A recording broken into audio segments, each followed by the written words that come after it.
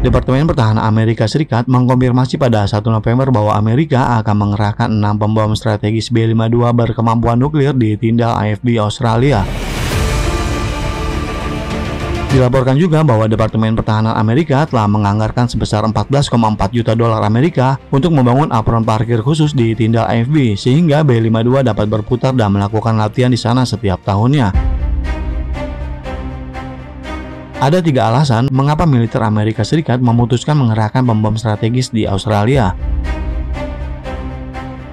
Yang pertama, membangun pangkalan militer di Australia yang terletak di antara Samudra Pasifik dan Samudra Hindia akan menghubungkan pangkalan Guam Amerika dengan pangkalan Diego Garcia. Ini tentu akan membuat pesawat pembom B-52 dapat berlayar di antara pangkalan di masa damai dan melakukan misi di masa perang. Yang kedua, Australia lebih jauh dari China dibandingkan dengan Guam di rantai pulau kedua. Amerika berpikir akan lebih aman untuk mengerahkan pasukan strategis di sana dan operasi militernya akan lebih tersembunyi.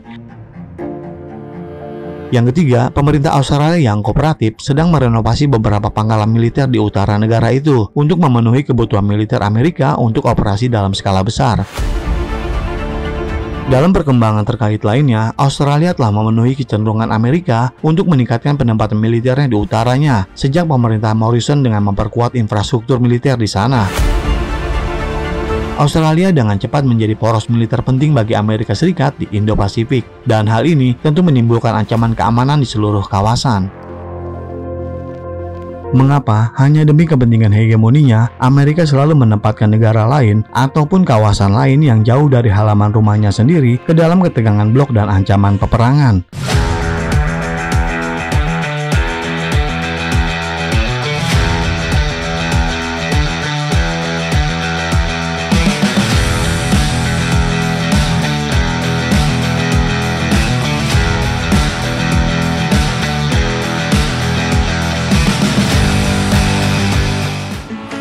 Sebelum kita lanjut, izinkan kami dari tim redaksi mengucapkan rasa terima kasih yang sebesarnya atas kemurahan hati Anda semua dalam membantu pengembangan channel ini.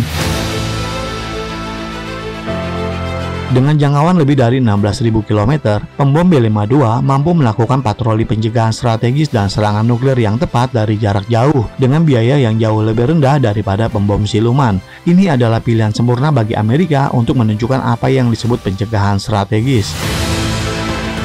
Menempatkan pembom strategis B-52 di Australia Utara tentu akan meningkatkan risiko proliferasi nuklir, melepaskan sinyal berbahaya dan memperburuk ketegangan regional.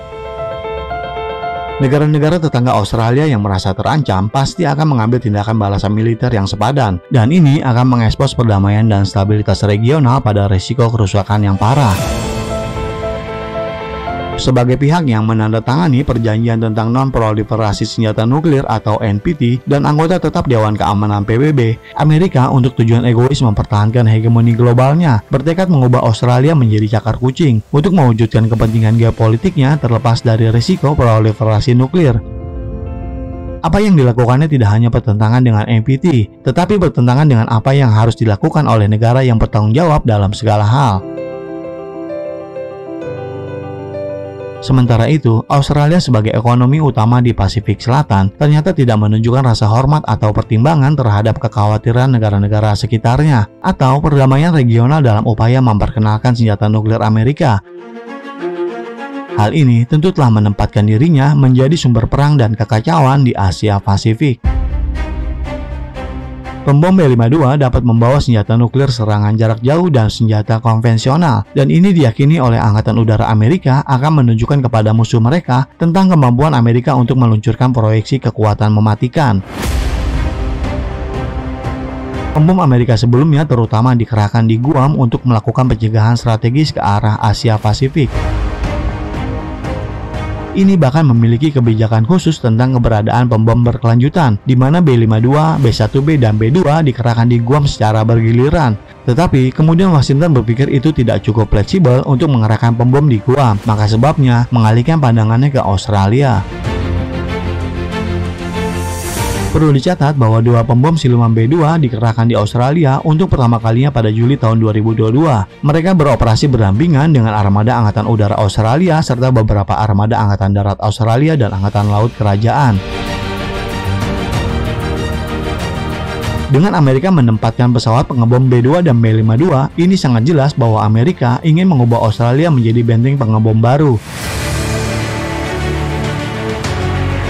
Pesawat tempur Amerika tentu dapat lepas landas dari Australia, bergabung dengan pengebom di Guam, dan mereka akan memasuki Asia Timur dengan arah yang berbeda, sehingga memperoleh fleksibilitas yang lebih besar.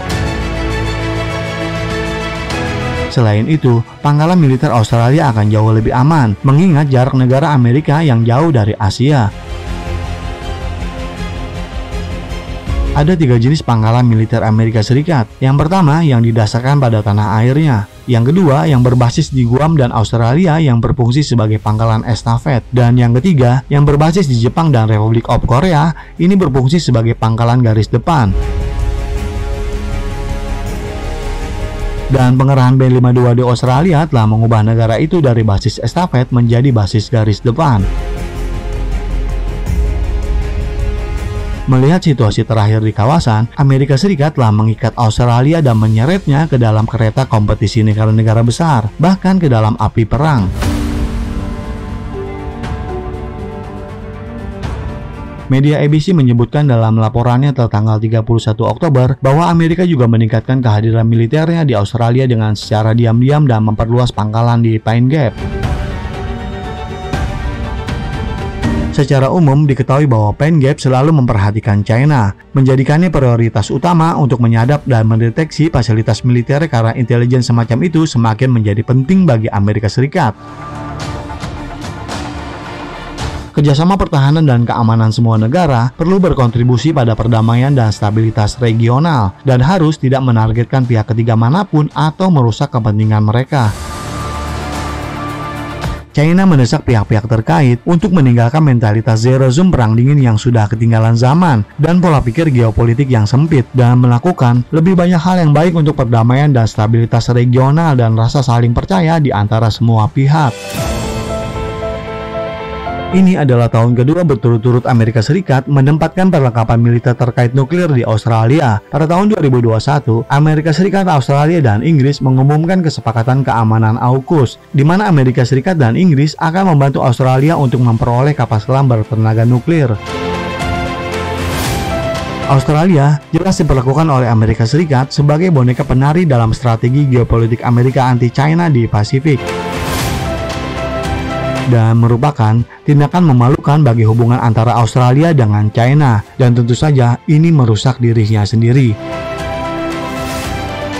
Dan bahwa ada banyak alasan bagi China dan Australia untuk menjadi teman dan mitra bukan musuh. Salah satu alasan terpenting adalah ekonomi. Perdagangan China-Australia menyumbang lebih dari 265,8 miliar dolar Australia, lebih dari sepertiga dari total nilai perdagangan negara itu sebesar 791,8 miliar dolar Australia.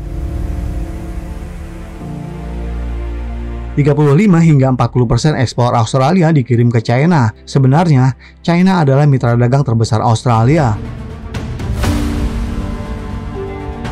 Sebelum pandemi, hampir 2 juta orang berpergian di antara mereka. Sejak tahun 2015, China telah menjadi sumber siswa internasional terbesar untuk Australia. Lebih dari 1,2 juta orang Tionghoa atau keturunan Tionghoa bekerja di Australia. Adalah kepentingan kedua negara untuk melihat hubungan kembali ke jalur yang saling menghormati dan bersahabat. Tetapi tindakan Amerika Serikat bertentangan dengan itu. Mendorong pesawat pengebom ke Australia tentu akan mengunci Australia lebih keras lagi terhadap agresi geopolitik Amerika Serikat terhadap China. Dan pasti akan merusak hubungan China-Australia lebih jauh lagi. Saat dunia menghadapi inflasi yang tinggi, krisis energi, pandemi yang tak henti-hentinya, dan hipernasionalisme yang terus melonjak, Australia telah merusak kepentingannya sendiri dengan menjadi korban atau kerusakan tambahan dalam perjuangan Amerika untuk mendapatkan kekuasaan. Bagaimana menurut pendapat Anda? Silakan berikan komentarnya di kolom komentar kami. Semoga tayangan ini menjadi manfaat buat kita semua. Terima kasih dan sampai jumpa di episode berikutnya.